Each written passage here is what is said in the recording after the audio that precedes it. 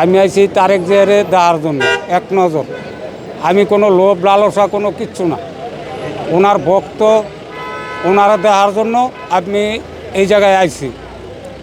আর ওনার জন্য আমার অনেক মায়া লাগে।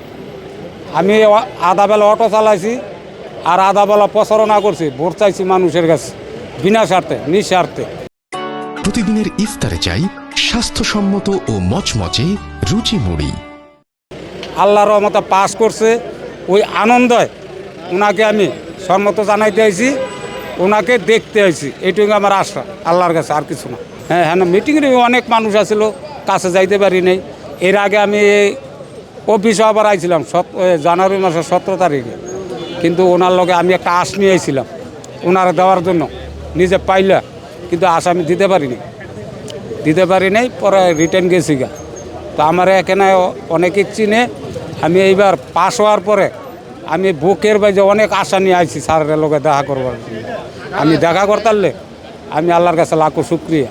ইনশাআল্লাহ সবসময় দেখতে পাবো আমগো দল, আমগো তারেক যে আমরা সবসময় মনের টেনে দেখবো, তারা মনের টেনে দেখবো।